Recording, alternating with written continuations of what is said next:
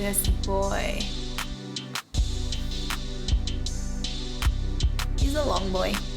What's up, friends?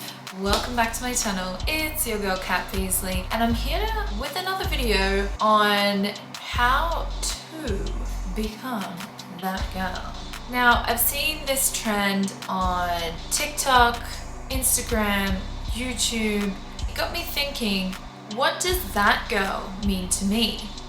In the past, I think this would have been quite triggering for me. I would have felt inferior, but I know better now. I thought, I'm definitely not that girl. But hang on, just because I don't wake up at 5:30 a.m., make a lemon water, go for a walk, go to the gym, and do a 7-step skin routine all before 7 a.m. does not mean I'm not doing the right thing for me. So I thought I'd make this video to remind you, if you're doing the best thing for you right now, keep doing that. So I've broken it down into 3 questions that maybe you can ask yourself, because these are questions I asked myself. And the first question is, what is the goal? When you look at that girl and you see that they're doing all of these things before 7 a.m., you think, wow, they're really happy and pretty. And if I do all of these things, then I'll also be happy and pretty. But really, you just need to look at what makes you happy. What is your goal in life? Mine is to feel good. So if waking up at 5:30 a.m. and doing all of these things before 7 a.m. makes you happy, then by all means, go right ahead. If it doesn't, then find out what does. Don't get me wrong, I'm not here to dump all over this trend. There are elements of this trend that I actually really like, because it's encouraging people to look at their life and implement changes, like changes that they've always wanted to do but just never have, to become a better version of themselves. But there are also elements of this trend that I don't like, as in the amount of pressure it can put on people that are just trying to make it through the day. If you have anxiety, depression, chronic fatigue, all of the above, and waking up and getting out of bed is a daily challenge, and when you do that, it's an achievement in itself.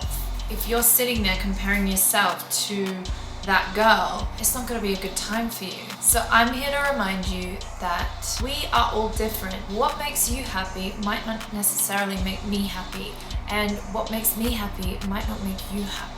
Instead of looking at this trend through the lens of comparison and feeling shame for not being your best self right now, try and look at it through the lens of love and have compassion for yourself that you did get out of bed and you did do that workout. Maybe you did 1 or 2 workouts this week. Like, celebrate those little wins, because the goal is to feel good and be the best version of you for you.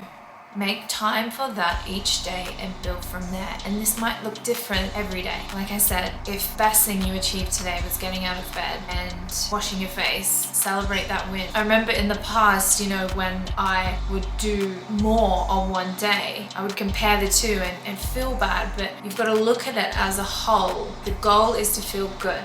And if overall you're working towards that goal, you might take 2 steps forward and 2 steps back. Celebrate the wins and don't feel bad when you do take those steps back. You're still progressing, you're still learning, you're still shedding that shame and keep moving forward. And the second question is, how is this achievable? Look at your life, decide to make a change, a little change, and implement that change. When I made my morning routine video, I had been doing this for nearly 2 years before I posted that video. So I understand that people can look at that and feel like they should be doing it all, and maybe feeling a little bit of pressure to have it all done in one day. When I started, the first thing I did was I started setting my alarm just a little bit earlier, like half an hour earlier, because I decided I would like to do my workout before work. My work schedule was 11 till 7 on weekdays. I was having this battle of I'd sleep in the morning, get up, get ready, go to work, and then come home at 7 exhausted, because my job, like probably a lot of you too, is very stimulating, lots of conversation, lots of my energy going into the client. And I would come home and I'd be exhausted. All day I'd be like, I'm gonna work out tonight, like it's gonna be great. And then the time would come and I'd think, I really can't be bothered working out. I'd feel bad, and then the cycle would happen again the next day, until I decided that I wanted to make a change. I started setting my alarm 30 minutes earlier, so that I could get my workout in before work. I had to have the schedule of wake up at 9, eat breakfast, start working out at 9:30, finish working out at 10, get in the shower, get ready, go to work. Because it was the same time every single day, I started to get into the routine of that was when I woke up. Once it's a routine, it builds into a habit. Then I eventually started setting my alarm an hour earlier because I decided I wanted to throw some journaling in there and maybe a little bit of meditation, like 15 minutes each. And really that's all you need a day, 15 minutes of journaling, 15 minutes of meditation. You can do more. If you're not ready to show up and start giving yourself that level of self-love and self-care, it can have adverse effects. Pick one small thing, start implementing it into your routine for 30 days. If you miss a day, keep going. Don't start again. Don't shame yourself for having a day off. Just keep going. The goal is to build habits, not to shame and punish yourself. So when I did this, the next thing I knew, I had this amazing little morning routine that kind of just happened, and I loved it, and I looked forward to it because it was time that I carved out of my day for me. And then I was ready to go out into the world and give my energy and be the best version of me for me first. Then I was there for everybody else. So it's up to you what you want to do. Like whatever your schedule is, if you have time in the morning, do it then. If you have time midday, do it then. If you have time in the evenings, do it then. It doesn't have to be 5:30 a.m. workout. Do all of these things before you go to work. You can take advantage of having that sleep in, and then when you get home, if you're a 9 to 5er, get home, then do your routine. It's up to you. It doesn't matter when it's done, as long as you're giving yourself that time every day to dedicate to yourself. It's really important. Even if it's just that you wake up 10 minutes earlier and make a tea and just sit and look out the window. Or if you've got that little bit of more time, 30 minutes, go for a walk in the morning. See how you feel, and then tailor it from there. You've got to feel good after. Take note of that. Notice what makes you feel good and what doesn't make you feel good, and go from there. Because I feel like sometimes we can get caught up in this is what I have to do. You're not taking notice of how you're actually feeling and what your body's craving. And the next question is, how can I organize myself? So I love this one because I am quite an organized person. I enjoy doing little tasks for myself because I know that it's gonna make my life easier.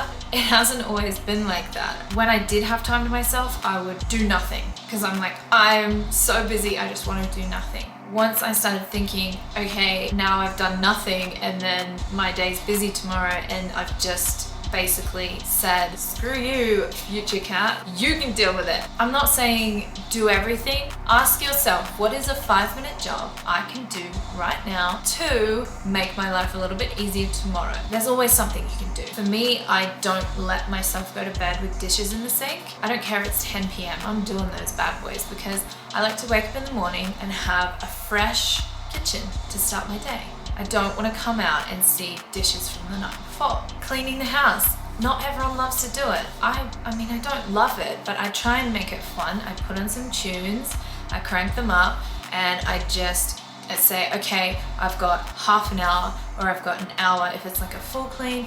If it's just half an hour, I'll throw some tunes on, give everything a dust, vacuum, just make everything a little bit fresher, fluff the pillows on the couch, and then I'm ready to start my day. It just makes me feel a little bit better. And it's just little things like that. Another great tip, chop and wash your vegetables when you get back from the store. If you've got a busy lifestyle and little things like that just take up your time, wash all your fruit and veg ready to go. It honestly saves so much time. It's little things like that that you can just do, and they take 5 minutes, but it just takes that pressure off when you do have a busy day and you feel like you don't have a minute to scratch your head. And that's all I have for you guys. That's my 3 tips/questions on how that you can become that girl, or even just the best version of you for you. And remember, the goal is to feel good. So as long as you're feeling good, it doesn't matter what you're doing. And I'm gonna finish this YouTube video with an Abraham Hicks quote. You cannot look at lack and be in alignment with who you are. You cannot criticize and be in alignment with who you are. You cannot be mad at someone and be in alignment with who you are. You cannot be afraid of anything and be in alignment with who you are. A battle against anything is a battle against you. Using this simple technique where you reach for a thought that feels good until it does and hold on to it. And I'm gonna leave you with that. So I hope you liked this video, guys. If you did, could you hit the thumbs up button for me, and also hit the subscribe and the bell notification so you don't miss a video. And you've probably noticed I have a sleeping puppy here beside me. He's had a big morning, so he didn't join us because he's tired. Ollie, Ollie, hi, do you want to say hello? Come here, come here. No? Okay, we'll leave him sleeping.